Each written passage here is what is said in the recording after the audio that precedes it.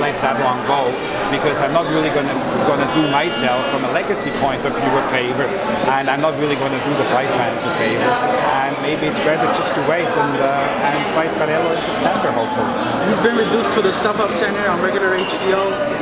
Does that show that he's maybe not the star that they think he is, and they do need Canelo more than what they think they do? And some people feel they kind of talked their way out of the May 5th fight to some extent. They do want to blame them to some extent. Where do you stand on that if you can?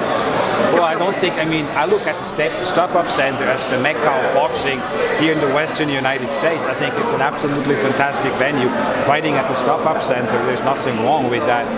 I think, you know, the length you have to promote is not good. The fact that you don't really have an option. I mean, I'm hearing names like Spike Sullivan. I'm hearing names of Honest Martrosian, you know. I mean, is this really what we want to see?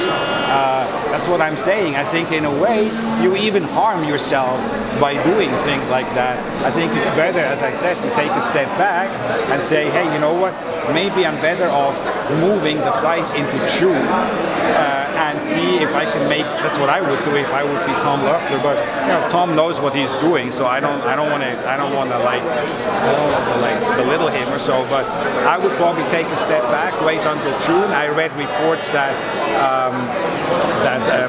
Billy Joe Saunders would be available sometime in June. You go for a unification bout that takes care of these looming issues with some of the other mandatories he would have, and you go and have now enough time to promote it.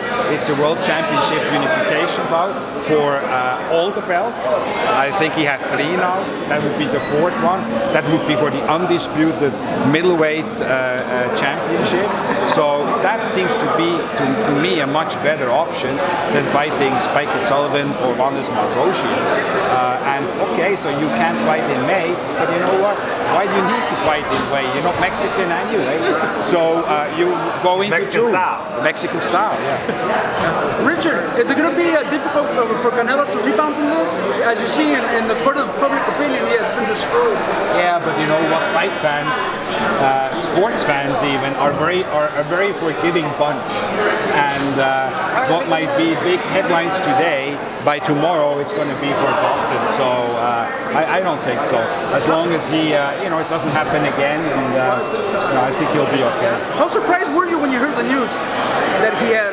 Well, I was surprised. I know Canelo well, and I do not believe that he is a drug cheat. He trains hard, but at the same time, you know, that excuse with that contaminated meat is getting a bit old, and I really mean old, because I remember it was 2011 when the meat popped up, you know, with Morales, and the year before with the Mexican soccer team. So here we are, 8 years later, and we're still talking about the Mexican meat. By now, people should know not to eat Mexican meat. I mean, when I say people, I mean athletes. How difficult was I eat tacos too. So.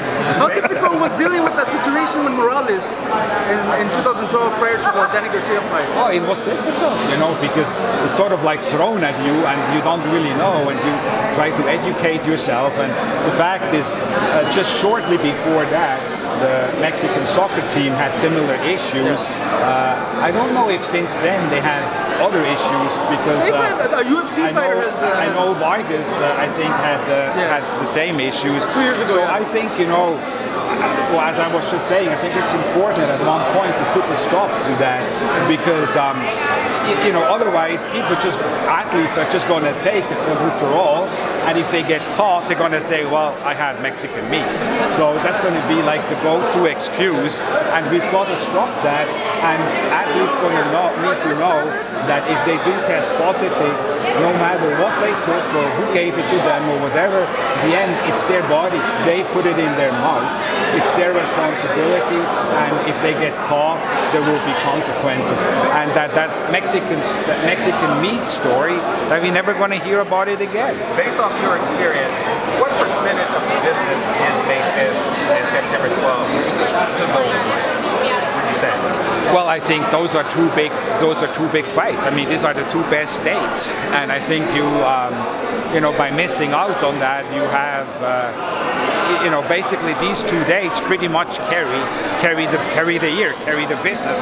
So it's a big impact, no question about it. What percentage would you say? I would say that you know, I would say that each one of those events probably makes up 45%. 90%? Yes.